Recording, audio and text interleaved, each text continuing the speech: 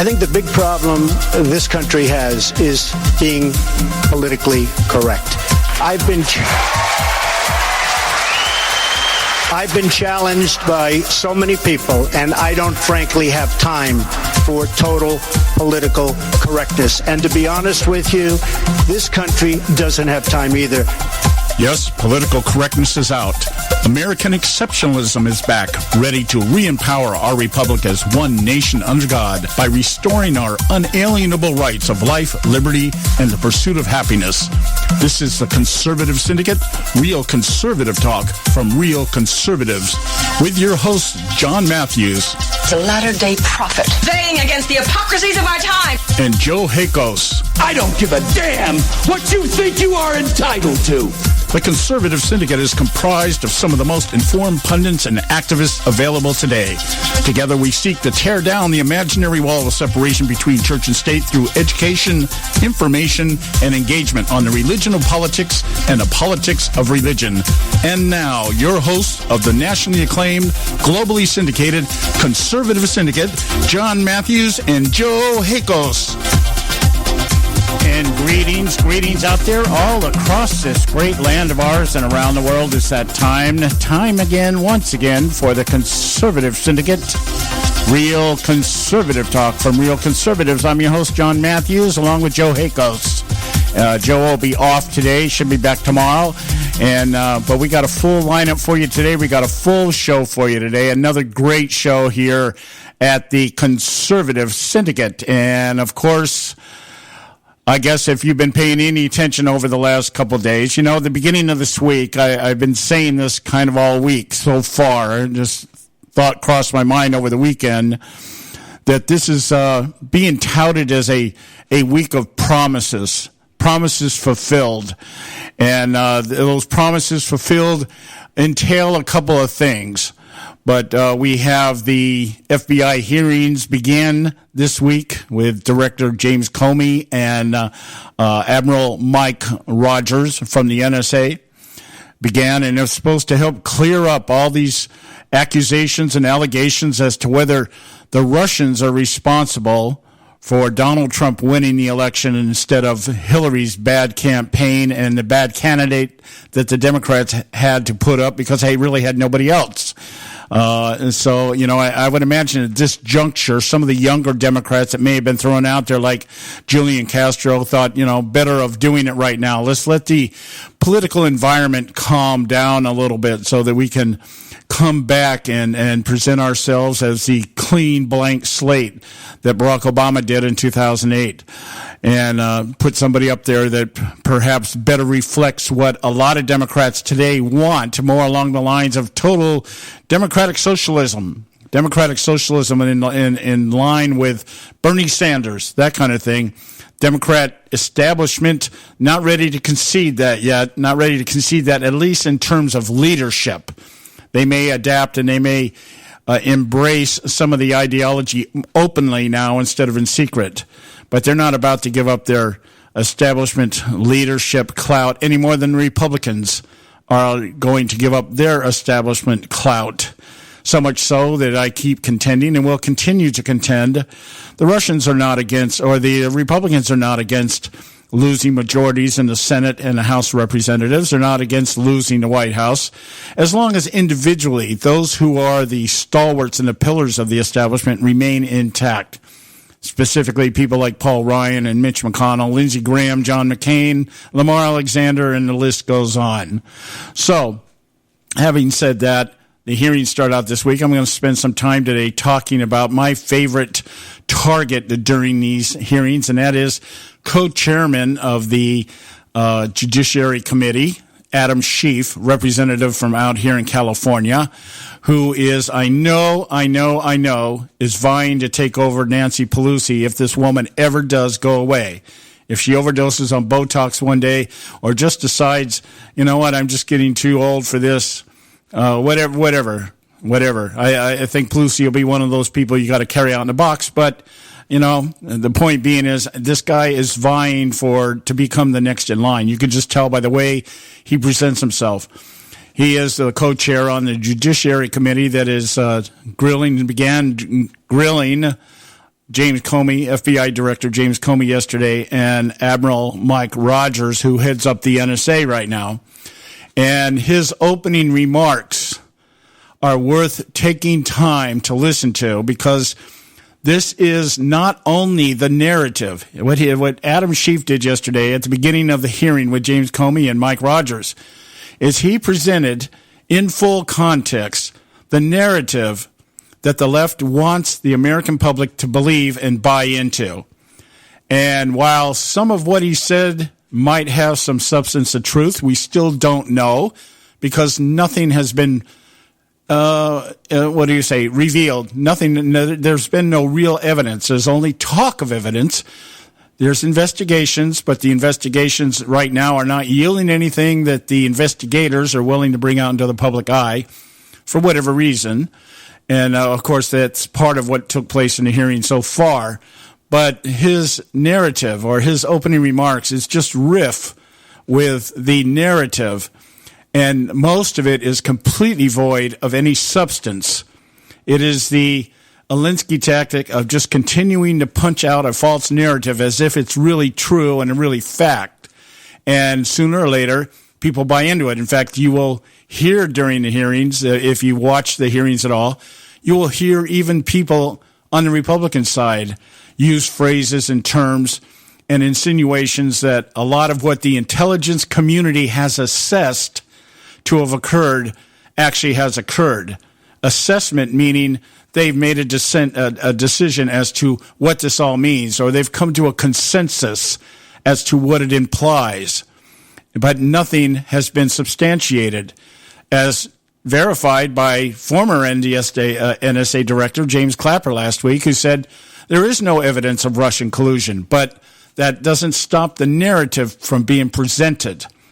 And Adam Schiff began the hearings yesterday with that narrative, and I want to go into detail with that because it's just riff, like I said, with false innuendo, false facts, false statements. Let's say statements of falseness, false statements that have no substance or evidence to back them up.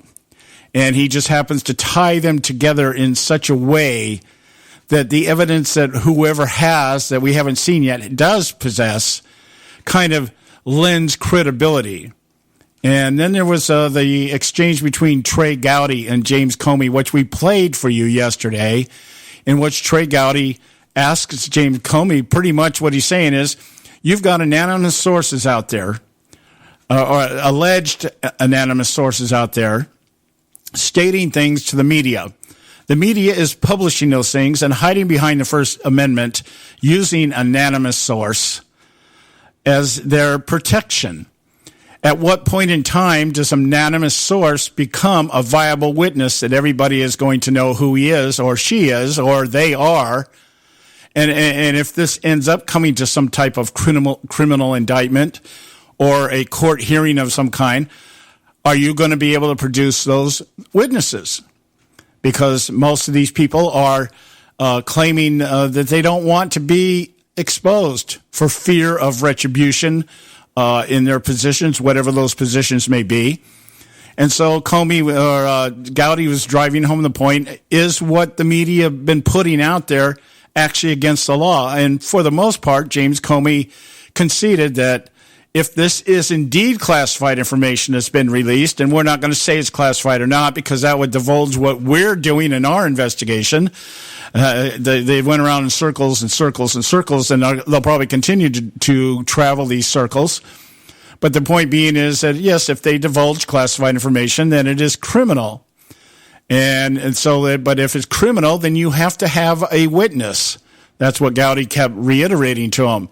So the idea that you're using anonymous sources to start your investigation, there's no validity there. So that tells us that you have sources, but you can't tell us who those sources are, and the media won't divulge them for fear of losing their First Amendment rights. And so this endless cycle of just being able to throw whatever you want to out there and let the public digest it in that manner is in and of itself a criminal offense and very adversarial to the well-being of our national security and the American people. viable argument. So those two things I want to spend some time talking about today. We'll have Audrey Russo with us coming up here right after our break, which we're getting ready to take. And then next hour, we'll have Don Dix. And I'm going to throw this out there to each one of them. So y'all stay with us right here. We got to go to our commercials. We'll be back with Audrey Russo. Stay with us right here at the Conservative Syndicate. Don't go away. We're not arguing. We're explaining why we're right. The Conservative Syndicate. Real conservative talk from real conservatives. When our water heater broke down last month, it was a nightmare. It took 5 hours for the plumber to show up, and he charged us a couple of $100 just to come out. And then it cost another $1,800 to put in the new water heater. By the time it was all said and done, I felt like I'd been taken. But what else could I do? The smartest thing you can do is get a home warranty from American Residential Warranty. Their home warranties pay to repair or replace all your major appliances when they break, and they will break, and at the worst possible time. Call American Residential Warranty right now for free information on home warranties starting at just pennies a day. Don't wait for your refrigerator to stop running or your ceiling fans to stop turning. Call American Residential Warranty right now. Ask how you can save up to 50% on washer and dryer coverage. Just call 1-800-790-5960. That's 1-800-790-5960. Again, 1-800-790-5960. Call now. Limited time offer, 24-month commitment and credit qualification require cancellation fee, auto pay, and paperless billing, and other restrictions apply. If you can't see the difference, why pay the difference? Switch to Dish for the best deal in entertainment. Only Dish brings you the best in entertainment for less than $20 a month. Cut the cable and don't get directed. Switch to Dish because at just $19.99, Dish saves you every time you turn on the TV. It's so simple. The same channels cost less with Dish. So since you can't see the difference, don't pay the difference. Switch to Dish for the best deal in entertainment. Get premium movie channels free for 3 months, starting at just $19.99. Dish saves you every time you turn on the TV. Call now to save with Dish. Dial 1-800-600-1645. That's 1-800-600-1645. The same channels for less than $20 a month. Dish. Call 1-800-600-1645 for details. Hey folks, if you're like me, you don't place a whole lot of trust in today's media for the real truth and facts regarding the volatile world of finance and politics. When I want the real scoop on money, I go to the most trusted source I know, my good friend and colleague, Bob Cardoso. Bob is a noted expert with a PhD in international finance who airs his nationally known, globally syndicated show, Robert Cardoso Live Daily, Monday through Friday, 3 to 5 p.m. Pacific Time. With Bob, you get the right information at the right time from someone who knows his business and can help you make the right decisions concerning yours. Again, Bob airs daily, Monday through Friday, 3 to 5 p.m. Pacific Time. Visit his website at robertcardosolive.com for information regarding stations and topics. That's robertcardosolive.com. Check Bob out. You'll be glad you did. Attention taxpayers. If you've received a notice from the IRS or state, do not ignore it. It's also a big mistake to try and handle your tax problem on your own. If you owe back taxes, it's a fact that the government has the power to take everything you own, including your home, business, wages, savings, and your freedom. But here's the good news. There's a special toll-free tax hotline set up especially for you. This tax hotline will tell you about new programs that are geared to help you dramatically settle, reduce, or eliminate what you owe. But you have to call now. Take down this number or put it in your cell phone. But call 866-761-0959. 1-866-761-0959. When you call, you get free information on how you can reduce or eliminate back taxes, including penalties and interest. You can also be helped if you have unfiled returns, a tax lien, wage garnishment, bank levy, or if you've been entered into a payment plan but can't make the payments. Don't make the big mistake in thinking you can ignore or handle your tax problem on your own. You can stop the collection process immediately. Call this special tax hotline today for free info at 1-866-761-0959. That's 1-866-761-0959. 1-866-761-0959. And now back to the Conservative Syndicate, real conservative talk from real conservatives.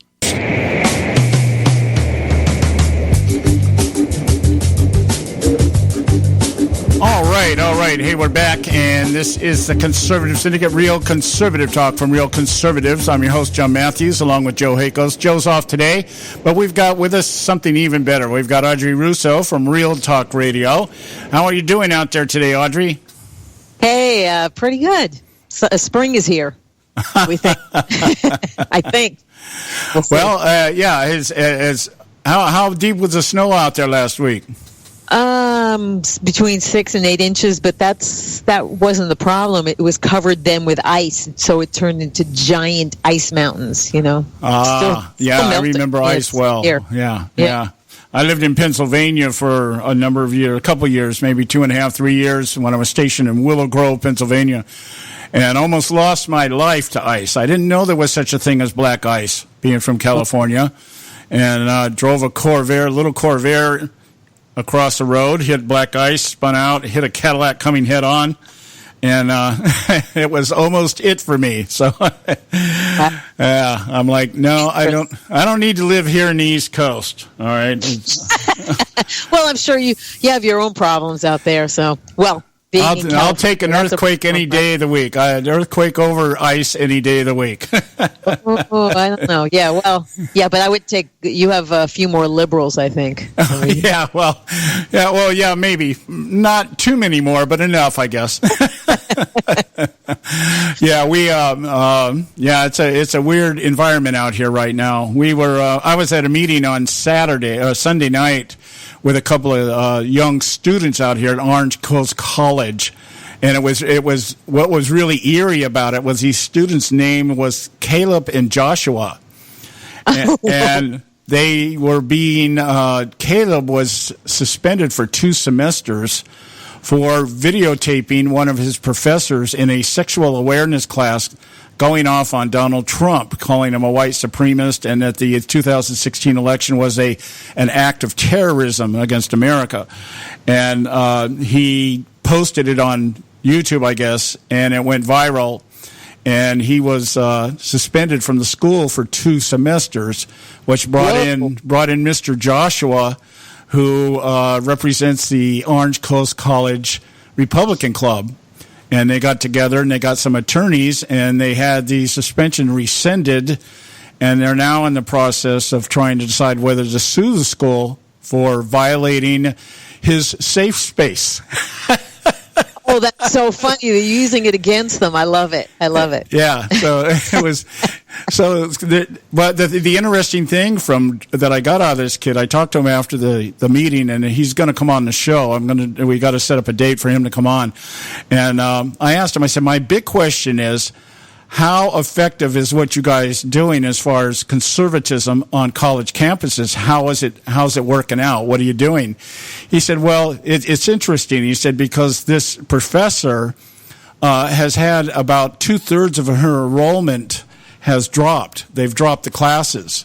And so she's down to a minimum number of students now, I guess just enough to keep her employed. And he said, on the other hand, our Republican club has tripled in size. So they had about 30 members. They're up at about over 100. Wow. And so I said, well, that's great. He goes, yeah, but it gets even better because now we have other Republican students from other college campuses contacting us, and they want to organize.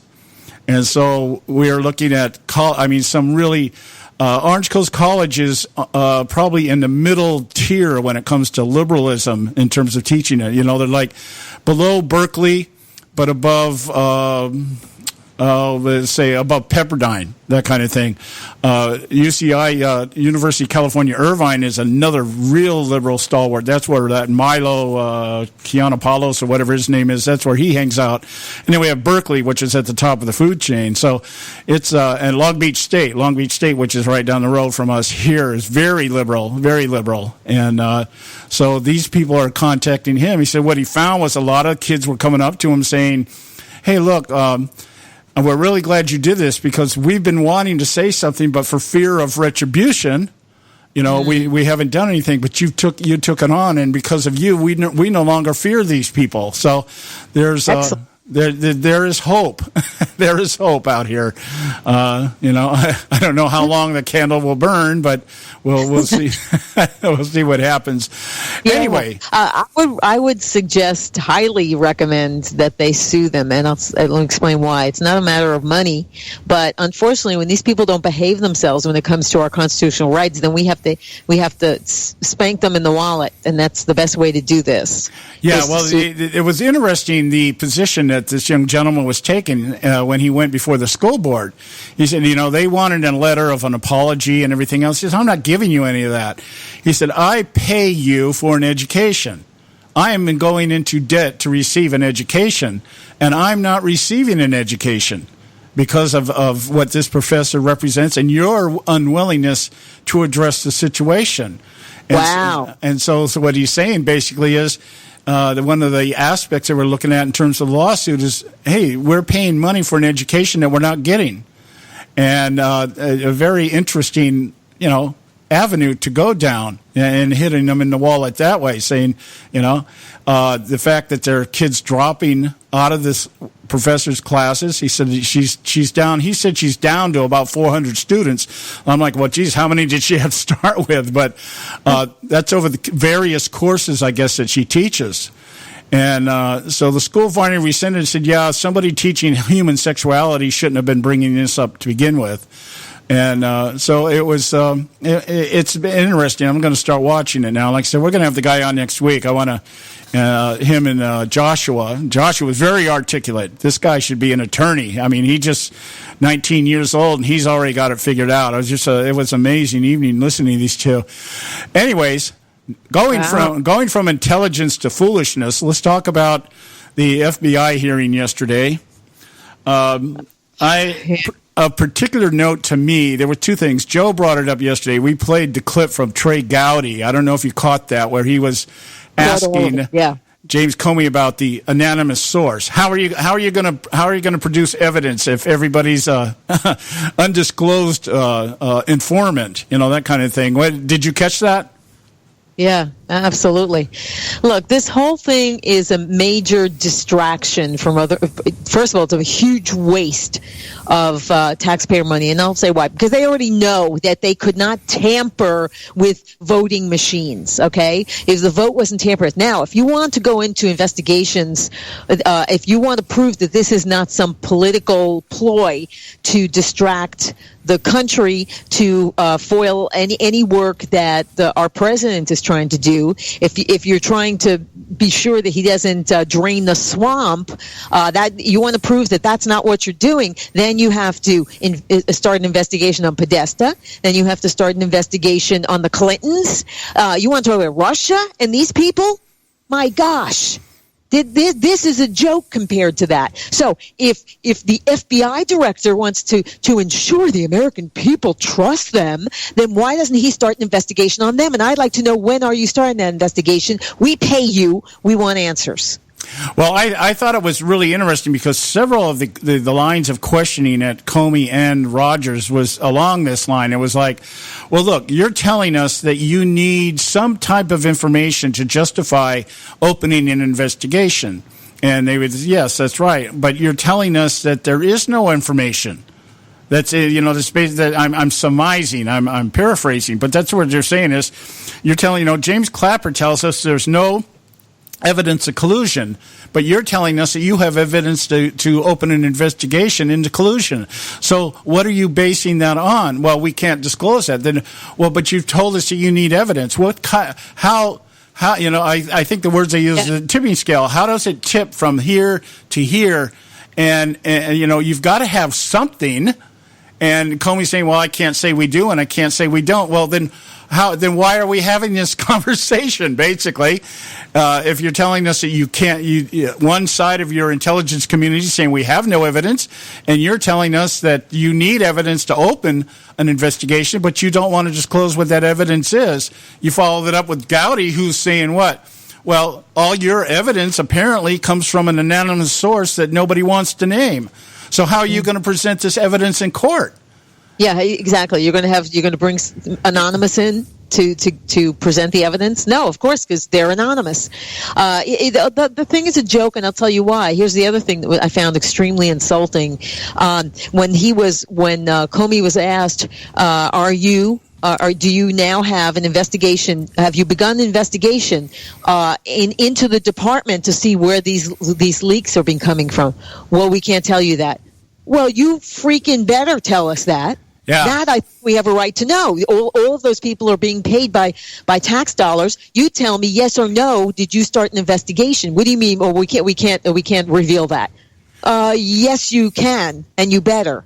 Well, I think there was some, I don't remember the name because there was like 5 or 6 people that threw questions out there yesterday, but I do remember one of them. I think it might have been Representative SoCal, who said, well, then gosh, that woman's a moron. Yeah. Yeah. Then it had to be a man. It had to be a man. Anyways, like, you need to talk to whoever you need to talk to find out what we want to know.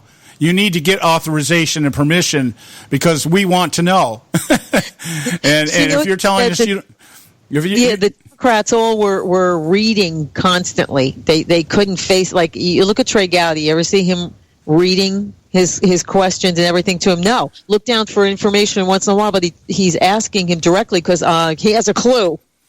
But what you had the Democrats were doing is they knew the stuff that they were putting out there were lies. They were one of them was reading an article from the New York Times as if it was a dossier filled with it was all lies and more lies, and they knew that, but they were putting it out there so that people could hear it, and they just want the implication that there's something that could possibly be wrong. This way, the more protracted this is, the longer it leaves a veil of illegitimacy over Trump. That's what they're trying to do. Yeah, drain the swamp. They don't want to drain the swamp because a lot of them would go. Yeah, well, because many of them, they're sitting in that room yesterday, are in the swamp. Yeah, they are the swamp. Yeah, they are the swamp. And, it was interesting the way some of these lines of questions. But if I can, we have a few minutes here. I want to read. I'm going to read verbatim Adam Schiff's opening remarks at the hearing yesterday, because this you mentioned earlier, this is a waste of time and a distraction, but I saw it just a slightly different way. It is a waste of time for sure, but it is what they're using it for. Is they're using it to drive home in a formal official setting to the American public the narrative that the left wants carried forward. It's not a matter of whether they actually prove anything. I do not believe that the Democrats really expect to prove anything. I think what they want to do is they want to reinforce this narrative that they have formed in their own opinion, along with a consensus of the intelligence communities, which just means it's a consensus. Again, no facts. It's just the narrative that they have formulated in their own minds as to what took place here. And let me read a few paragraphs here, then we'll go to the break. I don't want to get your take on this, so pay attention because there's a quiz after this, all right?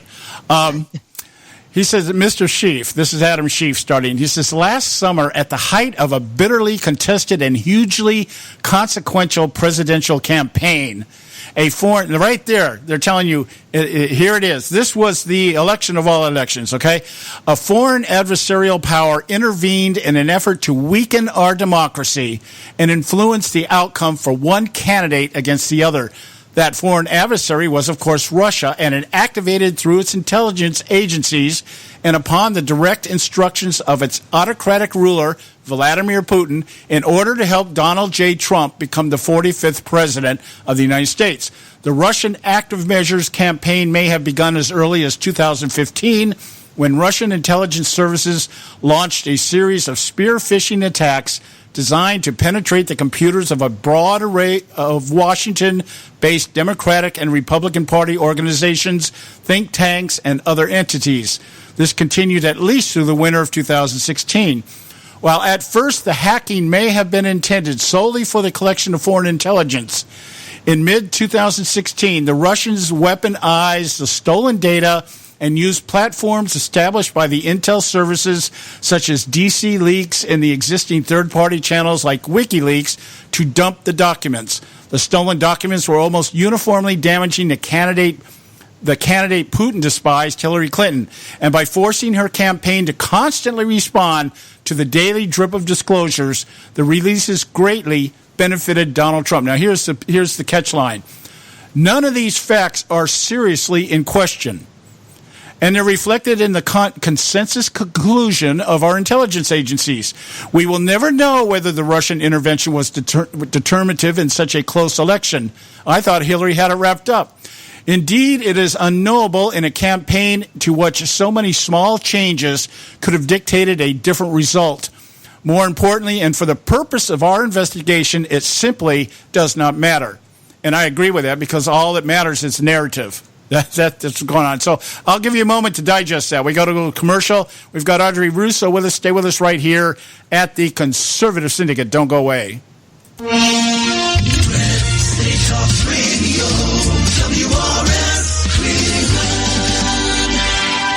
Red State Talk Radio is now available as a voice command on your Amazon Echo and Echo Dot by simply saying, Alexa, play Red State Talk Radio. Red State Talk Radio on TuneIn. Are you behind on your taxes? The IRS is the largest and most aggressive collection agency in the world, and they can seize your bank account, garnish your paycheck, close your business, and file criminal charges. Tax Mediation Services is accredited by the Better Business Bureau. Our team of tax attorneys and enrolled agents can stop collections and get you protected. If you owe over $10,000 in back taxes or have unfiled tax returns, call now for a free case review and a price protection guaranteed quote at 800-790-4294. 800-790-4294.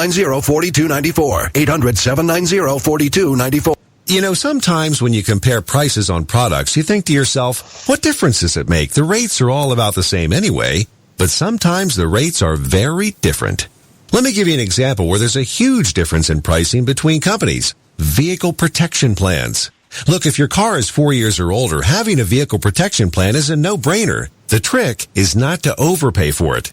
Here are the facts. The average price of a vehicle protection plan is $2,800, while the price of a TOCO warranty vehicle protection plan for most vehicles is just $1,500. The average down payment on a vehicle protection plan is $299. With TOCO warranty, there's no down payment. The average monthly payment on a vehicle protection plan is more than $160 a month. With TOCO, the average monthly payment is just $49. To get a highly rated vehicle protection plan at a great low rate, call TOCO Warranty at 1-800-987-1519. That's 1-800-987-1519. Terms and conditions apply.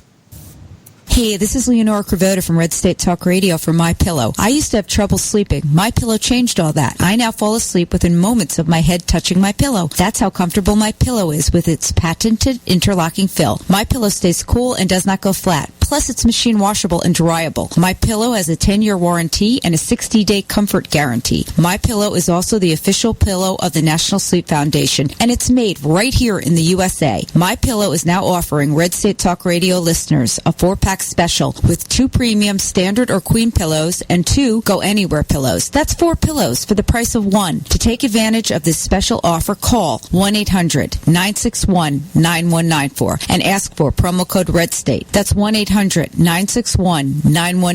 promo code RedState. Put sleepless nights behind you with MyPillow, the most comfortable pillow you will ever own. For the best night's sleep in the whole wide world, visit MyPillow.com. If you've got joint pain, let me ask you a question. Would you like a high-quality knee, back, shoulder, or ankle brace at little or no cost? But just in case your reception isn't great, let me ask you again. Would you like a pain-relieving knee, back, shoulder, or ankle brace at little or no cost? Well, if you have Medicare insurance, you could qualify for these pain-relieving braces at little or no cost. And these are high-quality braces. They are very comfortable, and they've helped thousands relieve their pain. Now, I'd like you to imagine going on vacation, playing with your grandkids, just living your life again without pain. The Mobility Hotline is a referral service that connects folks with Medicare coverage and other insurance to accredited companies offering pain-relieving braces at little or no cost. And don't you worry about the Medicare paperwork. They'll handle it all for you. And they'll deliver your braces for free. Call the Mobility Hotline now. The call's free. 1-800-557-6150. 1-800-557-6150. 1-800-557-6150. Are you struggling with addiction or alcohol problems? If you're depressed, drinking, and using drugs, you may need help, and your insurance may offer coverage. I knew I could get myself out of this. I just needed some hope and some help. I took the first step to recovery when I made the call. Call the Addiction, Hope, and Helpline now for a free assessment with someone who cares. Call 800-518-1573, 800-518-1573.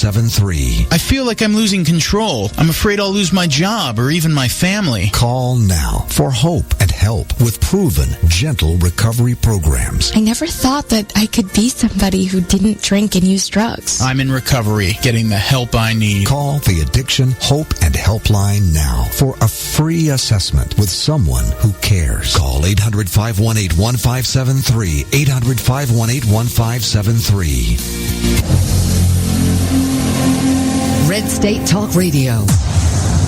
Real radio for real Americans. And now back to the Conservative Syndicate. Real conservative talk from real conservatives.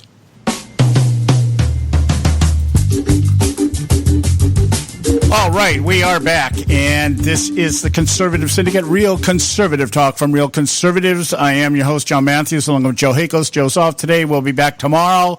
We've got Audrey Russo with us doing her weekly segment from REELTalk Radio out there in the great land of New York. And I say that under, biting my tongue at the time. I have a hard time making fun of liberal states since I live in perhaps one of the most liberal states in the union. It's just, but it just sometimes it just makes me feel better to know that I'm among company. Yeah, I get you. Really, I'm telling you. Excuse me. So anyway, before the break here, I read you a little clip of a little segment, a little portion of Adam Schiff's opening remarks yesterday at the hearing with James Comey and Admiral Mike Rogers, and it's 3 paragraphs on paper, and I'd say if I look at the words of this, it's about the size of a commercial, so it's about 250 words maybe, and it was a commercial. Commercial lies. Yes, it was. And as I went through and highlighted, what I saw was the innuendo, allegations, accusations, absent any substance at all. That whole comment of direct evidence. Yeah. Of deception. What does that mean? Direct evidence of deception. Show me. What are you talking about? What does that mean? Well, okay, go ahead. No, I'm asking, what does that mean? Well, excuse me. Direct evidence. Yeah, that's the thing. The direct evidence. Okay, when we list the evidence, and this came out in other lines of questioning during a hearing. The evidence that is being put before this committee to decide on is that, as it stands right now, is stories leaked to the newspapers. Okay, New York Times, Washington Post, some of the other ones out there. A lot of it is based if I got further into this narrative, Adam Schiff references the source of some of this information coming from a gentleman named Mr. Steele. All right, now you'll remember Mr. Steele. Those of you who have listened to this show, we've talked about Mr. Steele. Mr. Steele is an ex-MI6 agent over from England. Well, that's already been debunked, hasn't it? I'm sorry? That's already been debunked. I mean, what were they bringing up that for? Well, because it gets good. This is rich. Because you'll remember, let's revisit the past. Let's go down memory lane here for a minute. When you'll remember that right around just before Barack Obama came out on December 16th, had his big press conference before he went on vacation, telling the American people, well, I'm on vacation, these guys are going to put together a report. And what happened was just before that, maybe a week before that, we had these reports. You'll remember Jake Tapper came out and reported it first, that there had been a dossier that had been turned over to the FBI regarding Donald Trump. Now, this dossier originally was contracted by a Republican operative. We know that.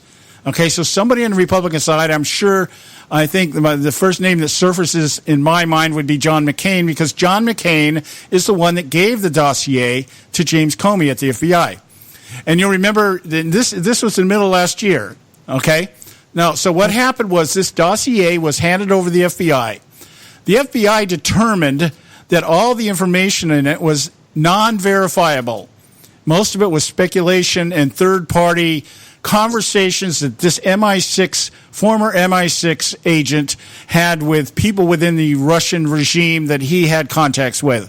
And it was all speculation. You remember some of the weird stuff, that Donald Trump was having orgies in Trump Tower and stuff like this. So all this stuff was pretty much thrown to the side by everybody because nobody could verify it. Here we come up a week before Obama's press conference, And Jake Tapper trots this thing out again. And he says, now, none of it's been verified. None of it's been verified, but the report is there. And the report had been handed over to Barack Obama by the FBI, and then the next day given to Donald Trump, just because they felt we needed to let them know that this information existed, or this dossier existed. Not that the information was valid, not that it was true or anything else. We just wanted them to know that it existed. Okay? So Tapper uses the report of his existence to bring the thing out into the public for the purpose of letting the public decide, this is Jake Tapper's own words, as to whether or not there's any validity to it.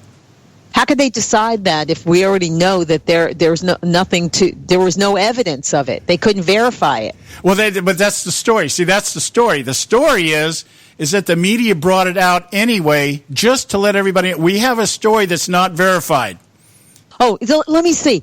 We could verify all the things that Bill Clinton did, but that wasn't worthy of bringing to anyone's attention, right? Right. Well, that was our argument on our side. Well, we can verify that Hillary Clinton did everything that we're accusing her of. We have emails. We have documents. But that wasn't the narrative. The narrative was the fact, because what they were doing was they were introducing the narrative. They were going full. Now, at this point, Jake Tapper is that point in time when the left decided we're going to push this narrative for all it's worth. And so Tapper trots this out. This is what started the fake news, the big fake news controversy. This is where Donald Trump told the CNN guys, sit down, you're fake news, you're a fake media outlet. You guys, it was right after this dossier made the public airways. And all the information in it, none of it to this date has been verified. So, but that started the narrative. So this is what Adam Schiff trots out yesterday as he's introducing the accusations or the allegations or the reason why this investigation has been formed. This dossier now resurfaces as the foundation by which the Democrats are saying we need to get to the bottom of this and find out if it's true or not. Okay, so that's how these people are. You see how vile they are. Yeah, you follow me so far? Yeah. Okay, yeah. So Schiff goes on to continue to push this narrative that all these things that we're saying happened because there is a consensus amongst the intelligence communities that they happened. Completely void of James Clapper's last week confirmation in his mind that there is no evidence of collusion between Trump people and Russia. There is absolutely no evidence of it. Schiff is saying, if anybody was going to say there was, he would. Yeah, you would think so. This would be like Rachel Maddow trotting out Donald Trump's tax returns and then finding out, he actually did pay taxes. In fact, he paid more taxes than everybody else combined. But it doesn't matter. What matters, what was the story with Rachel Maddow? We were able to get the tax return. That was the story. It wasn't the content of the tax returns. It was that we, the media, were able to circumvent the system and use the First Amendment as a constitutional terrorist and obtain illegally information. And because we have it and nobody knows how we came about getting it, we can publish it without any retribution. This is how perverted this is getting in terms of using the First Amendment to hide behind everything.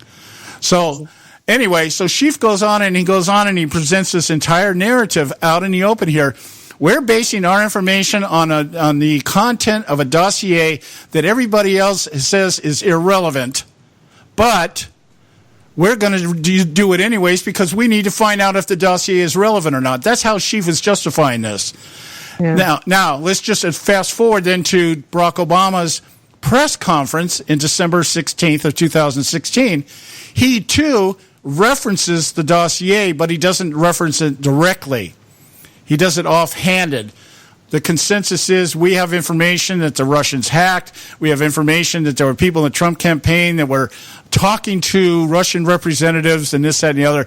And that's why I've ordered a report.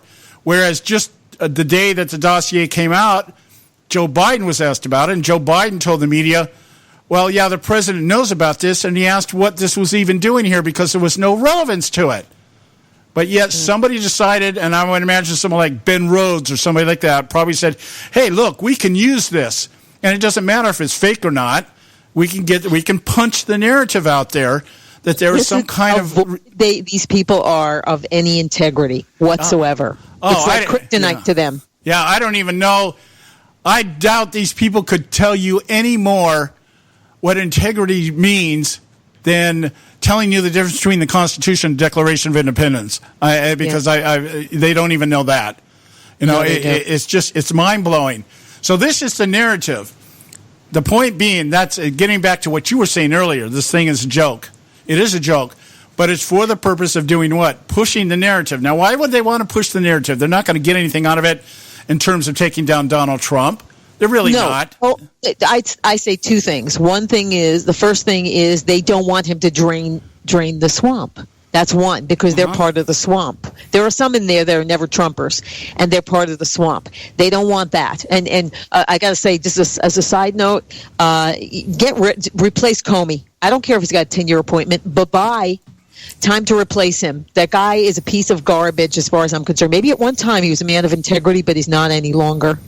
Yeah, I think that happens with a lot of people that get in government. They go in as people of integrity, and they come out the slime buckets. Yeah. So we have that's one reason that they don't want him to drain the swamp. The other is that they want to keep this veil of illegitimacy, this question that he's not really legitimate, even though they know he is. They want to keep that and see how long they could stretch it out so that maybe they can taint him enough so that he won't get reelected. But I'm sorry, that's not going to work. Yeah, I agree. I agree. Just themselves now. See, because now there's questions about Obama. They're hoping to taint Trump with this Russia garbage, and now questions are coming up about him that Obama had gotten information from English, from English intelligence to wiretap. So all this stuff is starting to come out. As a matter of fact, I know you probably heard about Judge Napolitano kind of got canned. He got pulled indefinitely from Fox because he said that that Fox knew that there was that agents in the British intelligence helped Obama tap, and they probably were those that were against Brexit, that they helped him to spy on Trump. That's why our intelligence community didn't know anything about it. So all that, I don't know if you heard that, but yeah, he got pulled. Well, you know who the British intelligence agents are talking about? Do I know? No, I don't. It's this Christopher Steele. Well, it could very well be him. I have no idea. All I know is what he said, and he said that Fox knew that, and Fox says we know no such thing, and they pulled him from the air. So I have a feeling they do know. I have a feeling they do know. Yeah. And I have a feeling that's how he got around. Because remember, the first time he put Trump in that when he was trying to wiretap, the first application he made, he mentioned Trump, so they said no. The second time, he didn't mention Trump, and so they had surveillance on people that were connected to and they found nothing, by the way. But I think that he went around, he goes around the Constitution, so why not go around anything else that is protected by law? He went around and he went that way. Yeah, so there's no surprise here. Yeah, I know. I heard it was interesting because I had heard Napolitano come out with his theory as to what happened here, and actually we thought about it last week. Joe and I we were on the air and we were just talking, and I randomly said, why is everybody just locked into this idea that Obama would have ordered wiretapping through intelligence agencies? This guy comes from the Chicago machine. I mean, he could have ordered somebody in private sector to do this. And so, lo and behold, we've got this former British intelligence officer out there gathering information through Russian contacts with allegations with no verification or no validation that they're true or not. And then all of a sudden, Obama comes out, wait a minute, we got something here, we're going to go with it, we're going to I need a report. And, Trump just basically comes out and says, well, somebody in the British agency did it. Well, Christopher Steele is this British agent that everybody's talking about. Nobody wants to name anymore. This thing, the way it's going right now, if Obama's name gets brought up too many more times, you can watch him drop this thing like a hot potato.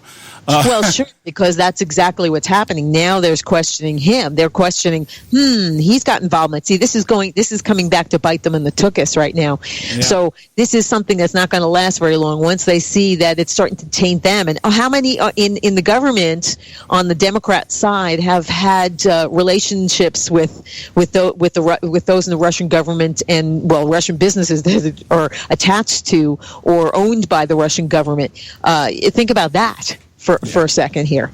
They really don't want to go down this road any further because they're making fools of themselves, if that's even possible.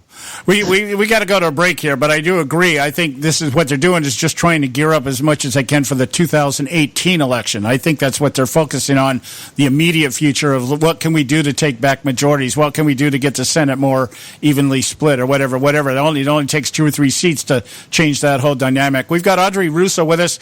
We got a short break here. We'll be back in just a couple of minutes. Stay with us right here at the Conservative Syndicate. There is an old saying, children should be seen but not heard. At no time is this more apparent than when politicians speak. TheConservativeSyndicate.net, the adults in the room. Hey folks, if you're like me, you don't place a whole lot of trust in today's media for the real truth and facts regarding the volatile world of finance and politics. When I want the real scoop on money, I go to the most trusted source I know, my good friend and colleague, Bob Cardoso. Bob is a noted expert with a PhD in international finance who airs his nationally known, globally syndicated show, Robert Cardoso Live Daily, Monday through Friday, 3 to 5 p.m. Pacific Time. With Bob, you get the right information at the right time from someone who knows his business and can help you make the right decisions concerning yours. Again, Bob airs daily, Monday through Friday, 3 to 5 p.m. Pacific Time. Visit his website at robertcardosolive.com for information regarding stations and topics. That's robertcardosolive.com. Check Bob out. You'll be glad you did.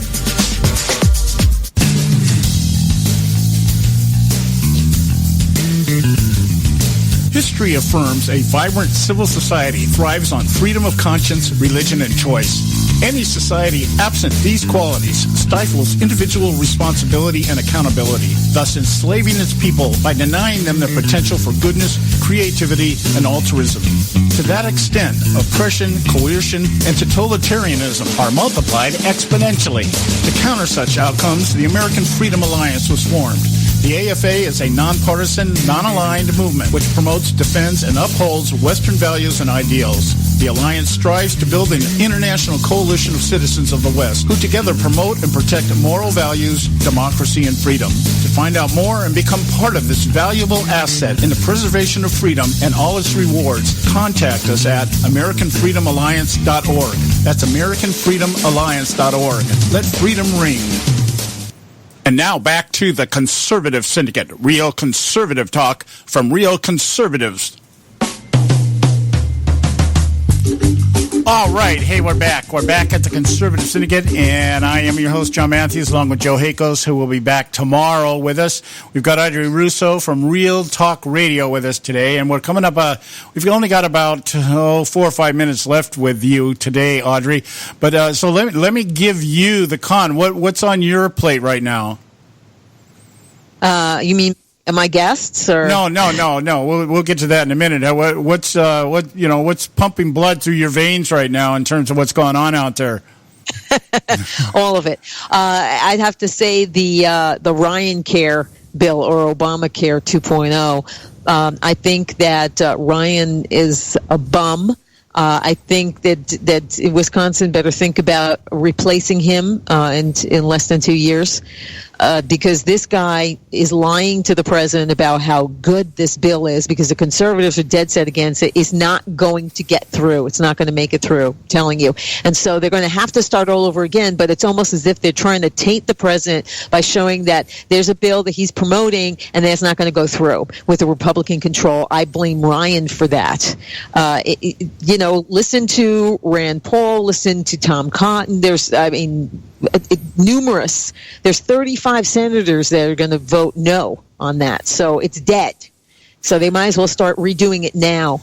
But he's doing this on purpose, Ryan. We remember he was never Trumper.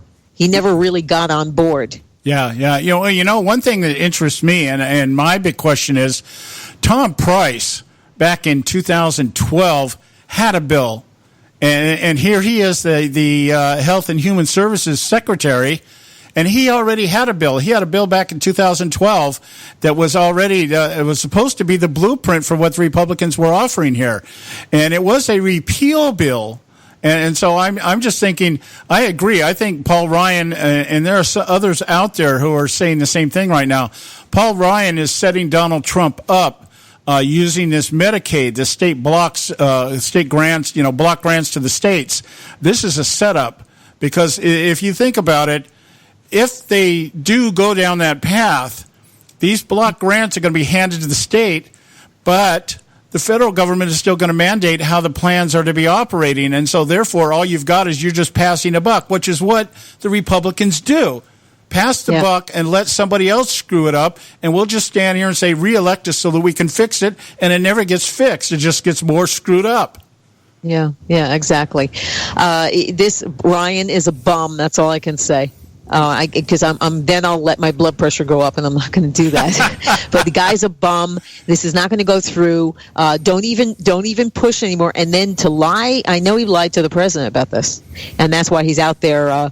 But I will say this: that when the president was out there, he did say, and when he was in Kentucky, where Rand Paul's state, he said that the president is willing to listen and to make changes, but Paul Ryan has basically said to the Republicans, "It's my way or the highway." So this is not good, and it's his fault. I blame him.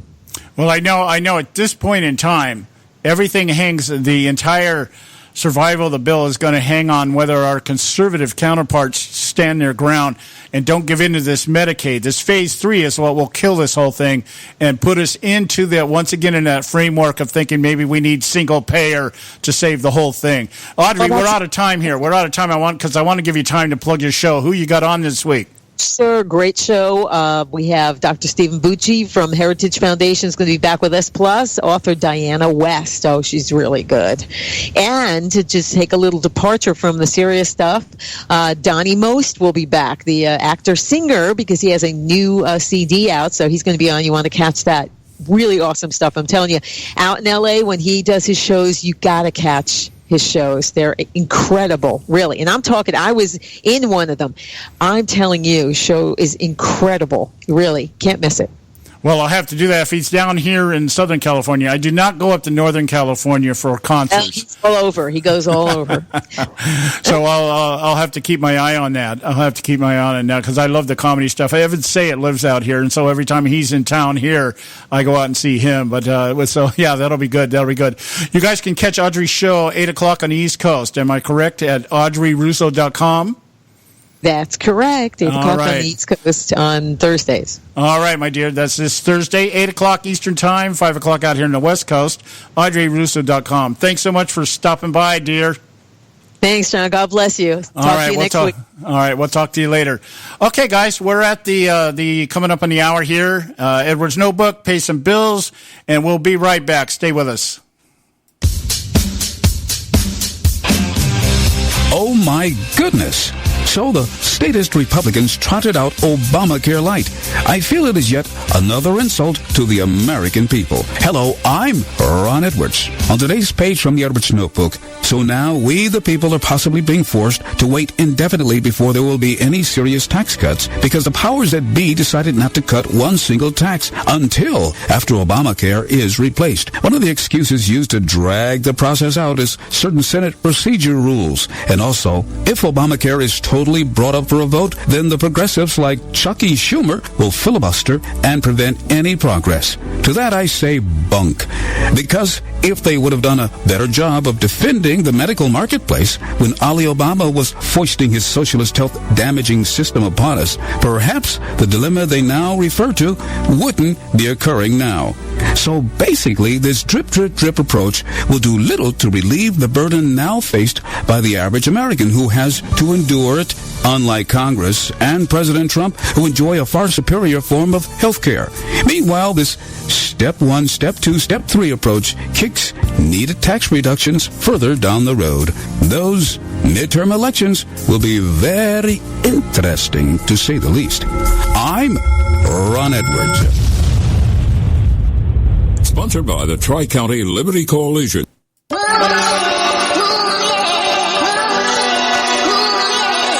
You can catch all our archives at theconservativesyndicate.net.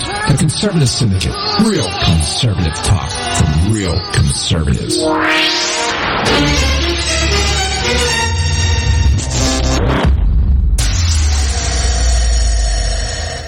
Prices are for base buildings only. May not be available in some areas. Attention business owners, do you want a stimulus package that really works? Before you spend thousands of dollars more than you should on your next building project, listen to this. General Steel has a stimulus package designed to help you save as much as half the cost of conventional construction on your next building. As much as half. That's right, General Steel can save you thousands of dollars with a pre-engineered steel building designed for your business or church. How about a 50 by 100 foot building for under $30,000? So don't pay thousands more than you should without calling General Steel first and save as much as half the cost and time of conventional construction. With the projected demand for steel in Japan and China, prices may be skyrocketing. 877-927-3360. 877-927-3360. 877-927-3360.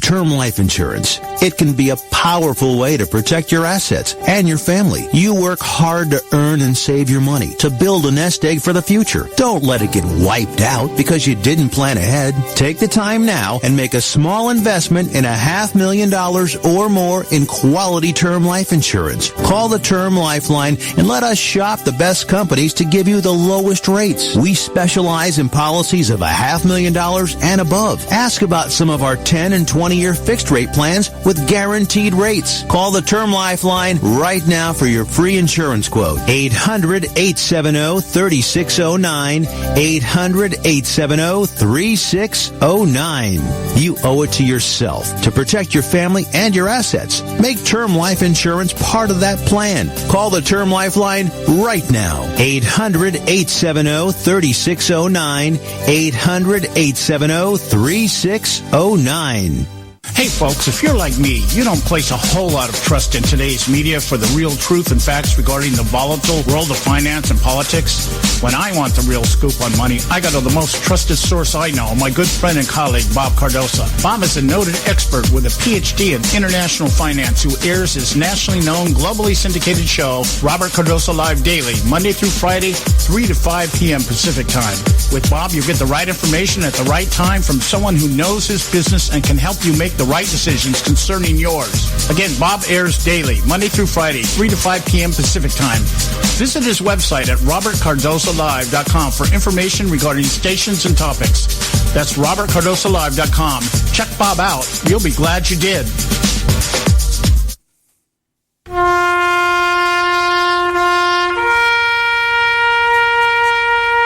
Read something recently worth thinking about. It's the soldier, not the campus organizer, who's given us freedom to demonstrate. It's the soldier, not the reporter, who's given us freedom of the press. It's the soldier, not the poet, who's given us freedom of speech. It's the soldier who serves under the flag, who defends the protesters' right to burn the flag. Isn't it time now to demonstrate that we support our troops? Were it not for the brave, there'd be no land of the free. Fred Thompson's message was brought to you by citizensunited.org.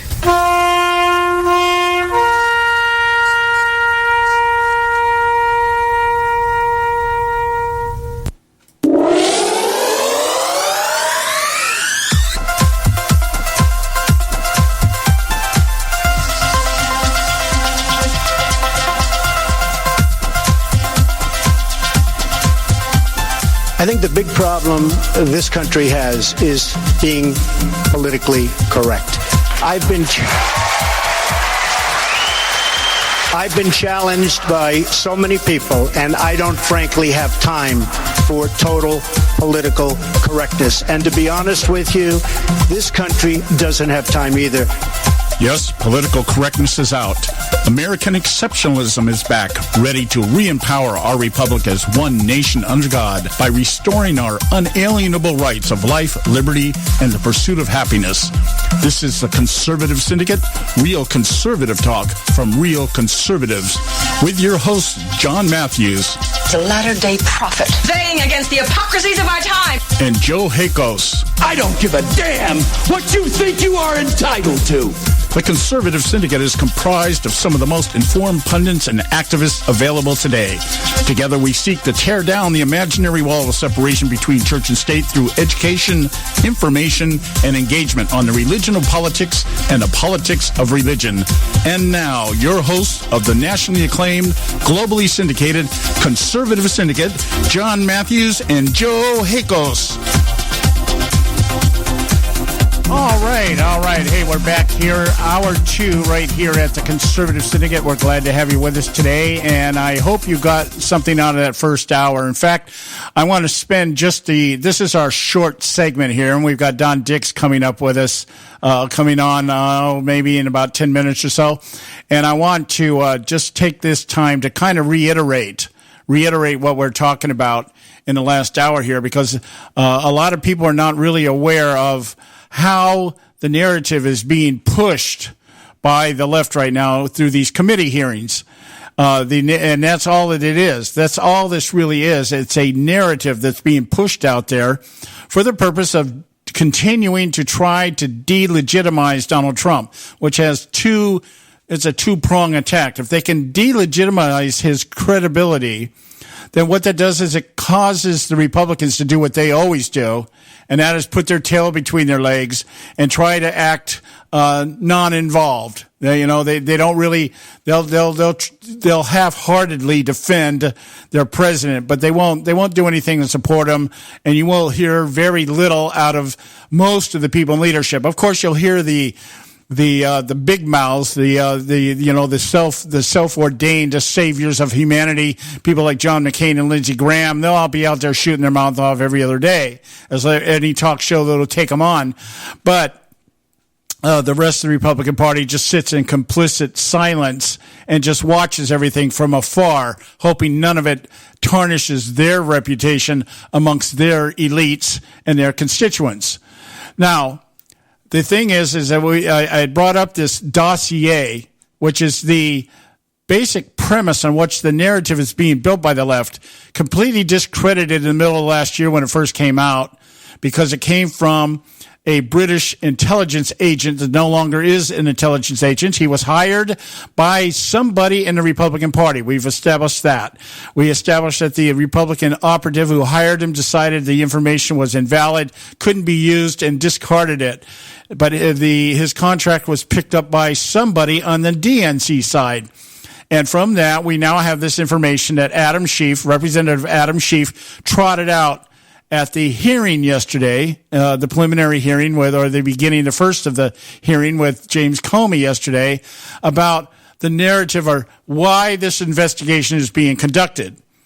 And we know this. I'm going to pick up and just read you a couple of the paragraphs here in the few minutes that we have in this segment here, just to kind of put a little more substance to it.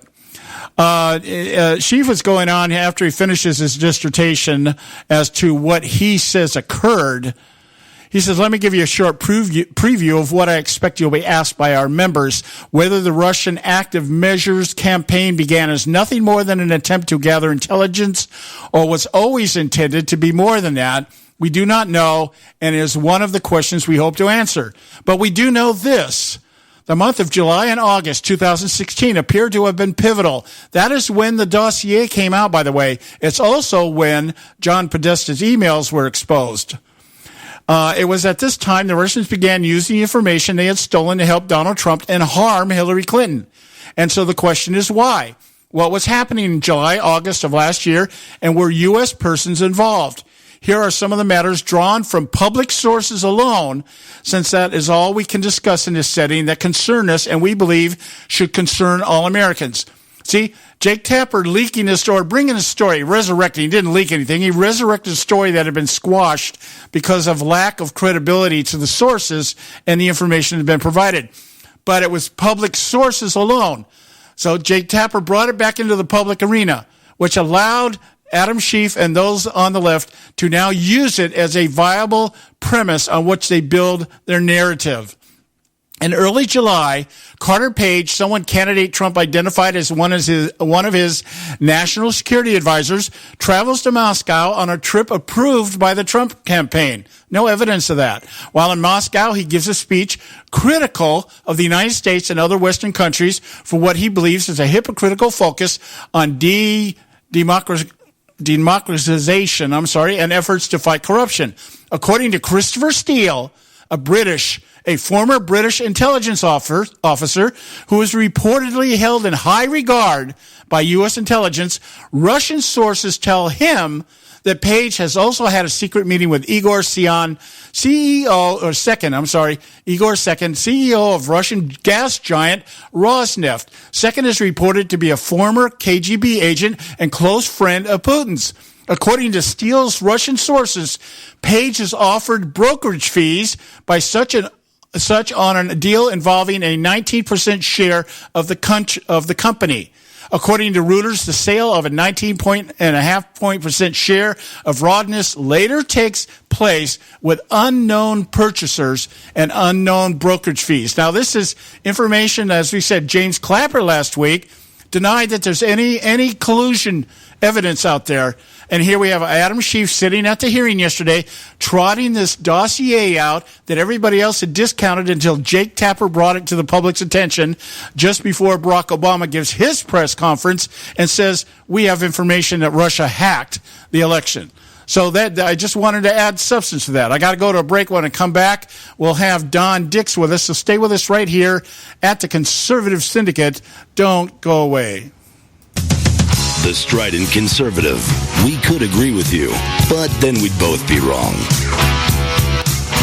Hello, America. This is David Leach, the Strident Conservative. Yesterday was day one of the Senate confirmation hearings for Donald Trump's nominee to the Supreme Court, Neil Gorsuch. And while there was the usual good cop, bad cop rhetoric displayed by Republicans and Democrats during opening statements, it was Senator Al Franken who served as Exhibit A on what's wrong with the loons on the left when it comes to the courts and the Constitution.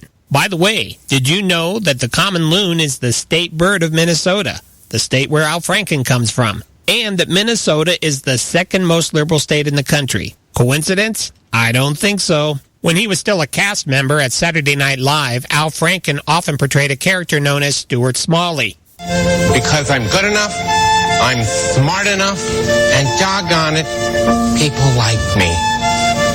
In his opening remarks, Franken donned his Stuart Smalley persona, telling Gorsuch that he may be good enough and smart enough to sit on the Supreme Court, but people probably won't like him all that much if his rulings are too similar to Antonin Scalia's. So why is Franken so concerned? Well, according to the senator, Scalia was just too darn rigid in his view of the Constitution.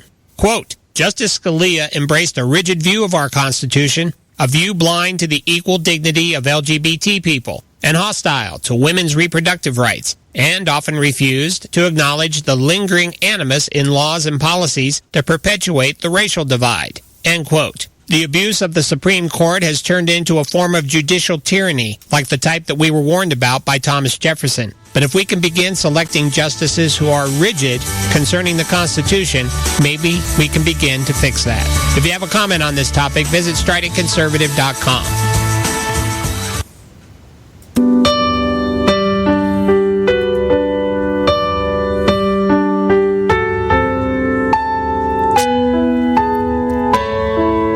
Hey folks, John Matthews here from the nationally acclaimed, globally syndicated, the Conservative Syndicate.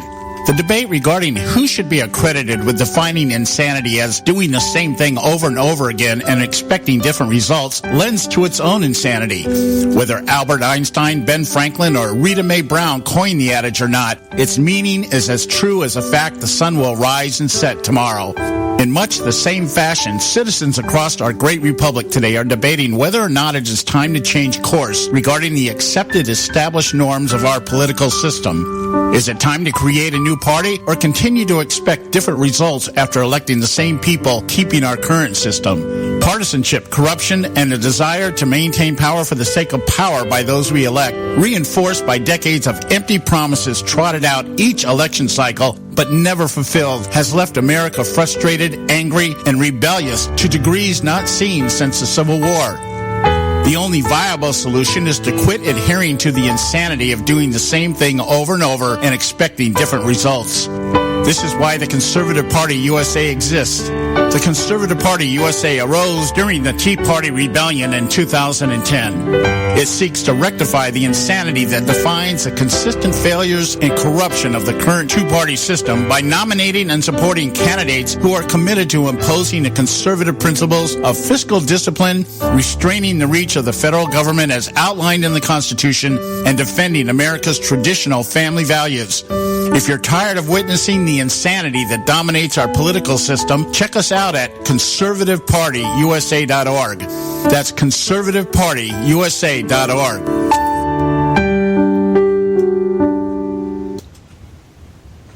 And now back to the Conservative Syndicate, real conservative talk from real conservatives.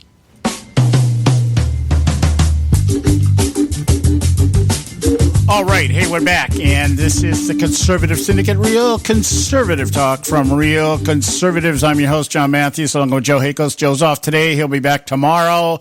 But we've got Don Dix from Act for America back with us, doing a segment with us this week. I think we had some technical problems last week. I ended up having to blow the show off last week, which is not always good, never good, but sometimes necessary. How are you doing today, Don? I'm doing fine. Oh, no Joe? Oh, no. Joe and I have been running into life lately, and we've had situations come up. It's really funny. We had our car break down on the same day last week. Both of our cars, for different reasons. We've had issues with our wives and health in my case, and his. There's some other things going on. So it's like it's just been a weird week and a half here. So we've he had to take care of some personal business today, and it just no way around it. It cut into our time here, and we're not, like I said, you and I think you're probably in the same boat we are. We don't have backup people that we can go to and say, hey, let's get Max Stein on to cover the show today. It doesn't work that way here. So it's just the way it is. I call Mark whenever I'm going to take a day off, but I still have yet to get a return call from him. Yeah, I know. You know who I've tried to get a hold of, I don't know how many times, and it seems like everybody in the world's got this guy on their show but me, is Trevor Loudon.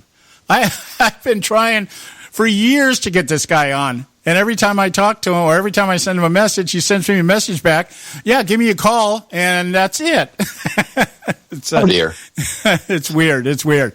Hey, on a local note, I wanted to share this with you because I don't know if you're aware of this or not, but this is a local thing that happened. And I had brought it up in the first hour at the beginning of the show, but since we're local here, we're right almost across town from each other. I wanted to share it with you and get your take on this. Have you heard about what happened down at Orange Coast College with the student who taped the professor in his human sexuality class ranting about Donald Trump? Yes. Okay. Yeah, I heard about it and saw the video and saw a little bit of the initial follow-up, and then attorney out of Santa Monica, a guy by the name of Bill Becker, represented him as he was threatened by the school, I guess, with a temporary expulsion. About the only word I can come up with it now. And they won that case against the school, and I guess last I heard, he's back at school. Yeah, I was at a meeting Sunday night, the Eagle Forum out here in Fountain Valley. And he was there. He was one of the speakers there. Him and the other kid with him. What's his name here? Joshua is from the Republican group on campus, and Caleb is the student that was Right. They were both at the meeting the other night, and we're going to have them on the show next week because I thought it was really important that what is accomplished, what they have accomplished outside of just getting him. He was actually suspended for 2 semesters, and right. And they have since rescinded that. And they're coming back at this. I guess what he said the other night was they're actually thinking and using the left again. I love it when people think of this. How do you use the left's argument against them? He said, we're thinking about suing the school because the school failed to provide us a safe space. And exactly. Yeah. And I thought, this is intelligent thinking here. This is exactly what we need to do.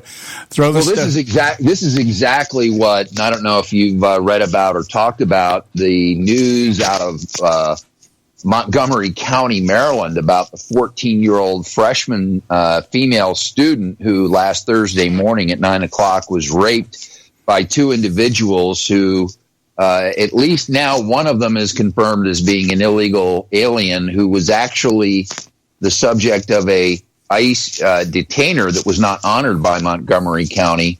And tonight, Tuesday evening, the parents are descending on what would normally be a quiet school board meeting, because this has absolutely enraged the parents of the school, and rightly so. But when you talk about suing the school district and using their own tactics, boy, did this school not provide a safe space for that 14-year-old student.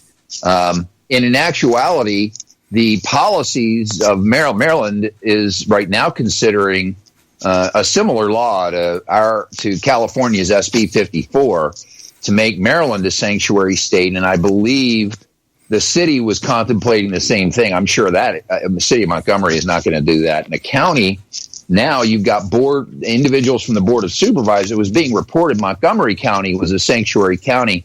And now you've got county boards of supervisors that are being interviewed saying, whoa, no, we're not a sanctuary county. And yet somehow 63 ICE detainers in 2016 were turned down in Montgomery County for people that ICE wanted, who said, these are criminal illegal aliens. We want them. We want to deport them. And somehow Montgomery County did not comply with those ICE detainers. So there's another lawsuit for a school that has not provided a safe space for an American citizen. Yeah, we know the interesting thing, talking with Caleb and Joshua after the meeting on Sunday night, was I really had to know. I went up and I said, I've got to know what has been the repercussions in terms of what's happened to you. How's it reverberated across the campus? And, right. Has there been any positive things that have come out of this? And he said, yeah. And it would really fit because the other topic for Sunday night was Steve Jacobs did a dissertation on the Article 5, a constitutional convention, and he was talking about the process of nullification of laws rather than amendment, saying basically if a state refuses to follow the law, it basically nullifies it. And that was the argument he was presenting. And Caleb said, well, it's really interesting because what's happened is this professor, her enrollment in her classes has dropped by 2/3. The kids are dropping their class because the other kids started filing reports about how this woman rants and raves about conservatives in her class. And so her enrollment is down dramatically, which puts her position. He said she's got just enough people in her class, I guess, to keep her job, but she's taken a major hit. The school's taken a major hit on this financially. He said, and I said, well, I just want to know, how about the kids themselves? He says, well, the enrollment in our Republican club has tripled. And I went, oh, yeah. And he goes, yeah, because all these kids started coming out of the woodwork telling me we were going through the same thing and we didn't know what to say because we were fearful of retribution, of being, ostracized and everything else. So he said, but it gets even better. He said, we have people contacting us from other campuses now across California that want to organize. Yep. So this is beautiful. This is what gives me hope that we can salvage California and perhaps even our republic here.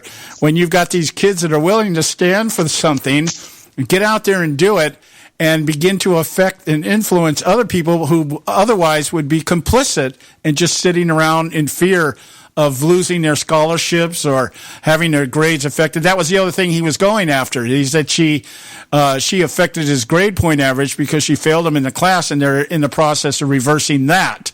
So it looks like we can score one for the good guys here. And it was really encouraging to know that not all of our youth are lost in the celebrity mentality and the what people tell me to believe mentality. It's great. And like I said, we're going to have him on the show, him and Joshua on the show next week. We may not get him on at the same time, but we're going to have him on.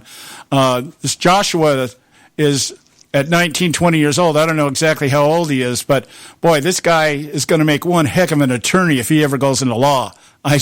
Or a political leader or a community leader or a community activist. Yeah, you make a great point. And this is something that the pendulum always swings back. And, I was concerned at the last election, unless if Hillary Clinton is elected, I don't know if the pendulum will break or what. But we are seeing the pendulum swing back. There's a very liberal campus in the Inland Empire, which is also in Southern California, in a city called Redlands, University of Redlands. And they have a YAF group, a YAF group, which is the Young Americans Foundation, or Young Americans for Freedom. I actually forget the exact name, but it's the group that William F. Buckley started. And back in the 60s, they actually are the group that bought the Reagan Ranch. And they now own the Reagan Ranch, and they send, large groups of kids out there for training and retreats and stuff. They had this YAF chapter at the University of Redlands had Ben Shapiro appear on their campus the other day. And so we had the two representatives, the chapter leaders, if you will, from the YAF chapter at the University of Redlands on our radio show out here to promote the event. And the chapel, the facility that was going to provide where they were going to hold the event, had 1,000 seats. And they were like, we'll be happy if we get it like 1/3 or a half full. That's kind of our goal. It sold out 24 hours before the event, due in a large part to the very same thing you're alluding to. That Ben Shapiro, you had the problem at DePaul University, and before that at Cal State University, LA. And the left is just they're actually creating their own demise, because part of what you had wanted to talk about was, of course, the Supreme Court hearings and then the FBI hearings. But the bigger story, I think, here is what unfolded last year and the election of Donald Trump, and that is that the American people have inserted a Trump virus into the body politic. And what this is doing now is it's having this sort of explosive growth. It's like a cancer, a good cancer in this case, obviously, that's just ripping across the body politic. And now you have, in situations like you've described at Orange Coast College, what I saw out at University of Redlands, because I went to that event, I thought I could buy a ticket at the front door. Ended up, I had to get a ticket from somebody. But what's happening is people are coming. It's like this big sort of coming out party, and it's the trickle down effect all across America is huge. And yes, John, I share with you the sentiment that I'm beginning to have some hope for California when stories like what you shared and what I witnessed out at University of Redlands, it's happening at University of California, Riverside. There's a group, there's now 2 or 3 conservative groups that are beginning to enjoy some explosive growth as students are realizing they're not alone. There are others like them on campus as the liberals continue to overreach like they did at Berkeley, which, by the way, those were, I got a whole inside track on what actually happened at Berkeley.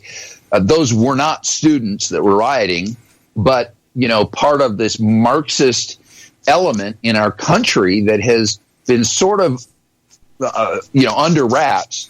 But now that Donald Trump is there, and now that the pendulum is swinging, they're coming out in defense of the territory that they thought that they had, achieved, politically speaking, over the last 8 years and 50 years they've been at this.